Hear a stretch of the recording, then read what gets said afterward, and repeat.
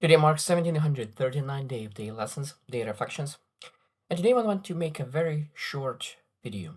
Um, and I think that it's always important to really review your life, and sometimes you really want to quit things, and for different reasons. And I think that life is the place where you never know what they will bring, and sometimes it'll bring good things, sometimes it'll bring terrible things, and sometimes when life brings terrible things, you want to quit a lot of things, almost everything. And I realize that you just don't want to quit your life. You don't want to quit the things that you do. The only thing that you want to quit is really feeling emotions in that moment. And today I thought, okay, I want to speak about one word that is quit.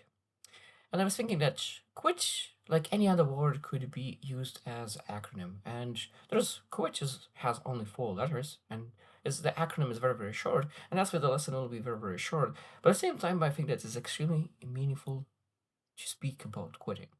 Because I learned that in life that the best people, the most successful people are the best quitters. And it's interesting because I think the most hard thing to do sometimes is to quit. It's extremely hard. And extremely hard is to really quit on a good thing. What I mean by that is that sometimes something is great is waiting for you. Something is great is waiting for you. You're not able to go through two doors at the same time. You need to choose one or another. And it means if you chose to really go through the a good door, and again, we don't speak about the bad because there's sometimes when you see when you're going through the bad doors, you know exactly this is a bad door, and you just need to turn around and then go quit on that bad thing and go to the great thing. But sometimes when you really go for the good door, sometimes it's very, very hard to quit the good door, but it's necessary. It's necessary to really quit the good door so you can really go and find the door that is great for you. But at the same time, of course, we need to understand that we need to really quit well on things that matter, and at the same time, we need to really be able to really stay in the game for the things that matter. So that means the question is sometimes when we are wanting to quit, when we want to quit, we need to ask: is this a bad thing that I'm quitting? Is this a good thing that I'm quitting, or is it a great thing that I'm? Because if this thing that I'm working on is actually great and in the future is great, maybe maybe I need to keep pursuing and keep persevering, keep using persistence and consistency to really make sure that we're able to achieve the things that we want. Because I know that sometimes we can quit silently. Is that we already gave up on the idea and our actions show that means that we don't give as much effort. And that's again that sometimes we quit silently. We don't quit by words and making decision that we're quitting, but we actually, when you look into our actions already saying that we are quitting. And today, I will share a very short acronym quit. So what it stands at. So first one is Q, question. Question your emotions before obeying. And it's a beautiful thing that I learned this here that emotions could be your enemy or could be your ally.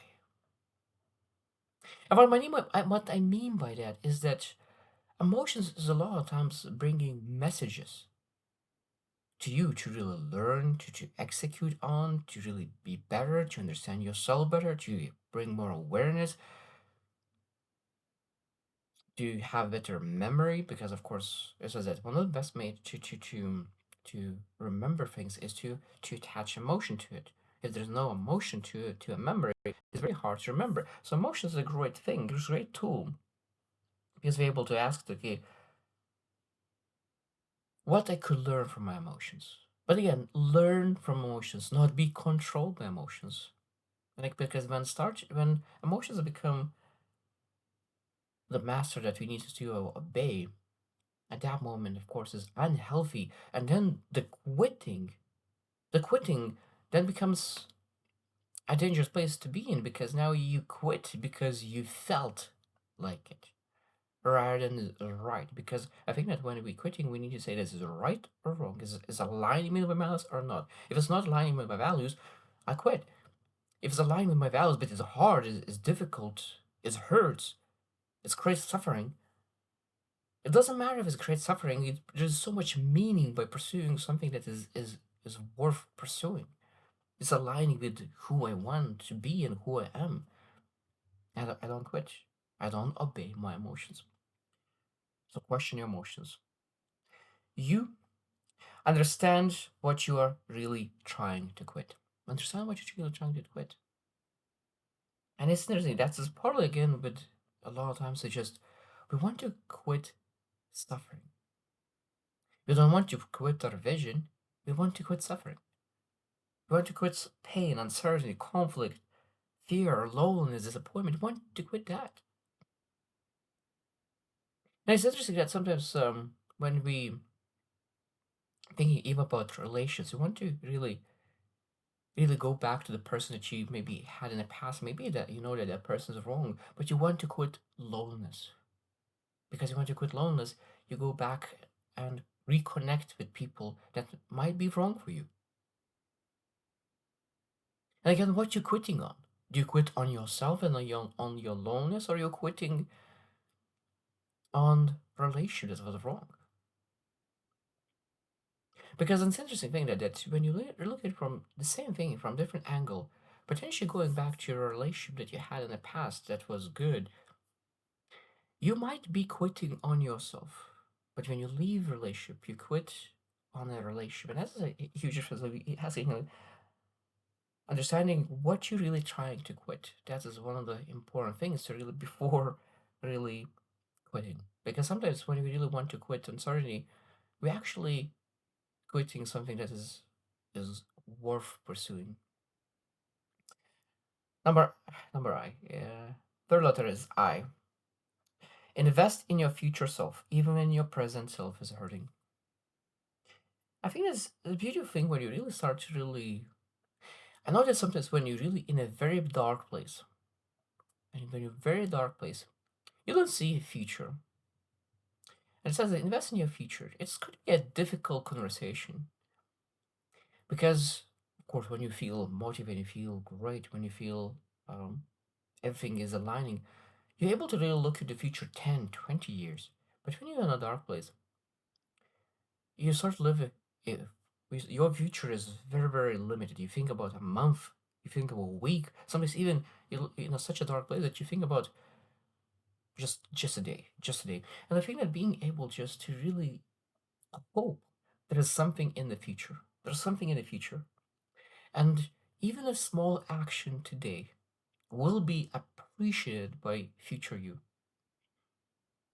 Even the smallest action, sometimes going for a walk, eating well, praying, like it's small things. I think that one big thing that I realized that life is built on small actions. We sometimes want to think out that we need to do something magnificent, big, complicated, complex. No, it's just a thing that everything is built and simple. When I look into the biggest achievements I have achieved, always is on small things that I did on a daily basis that really compounded to massive results. And I think that's exactly what true success is. And I think that not quitting is investing in the small actions. Even when your present is hurting. And T, last letter is trust that today's feeling are not tomorrow's destiny. That means that things will change.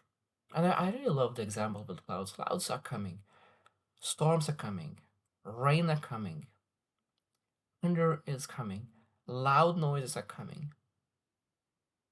It will be hard. The storm will be so heavy, you will need to stay at home. You will not be able to go the place that you want to go. Sometimes the weather is so unpredictable, so you're not able to really plan according to the weather. But you will need to really say that I trust myself that I will persevere. I will keep in the game. I will make the right choices so I could really move in life and achieve the things that I want.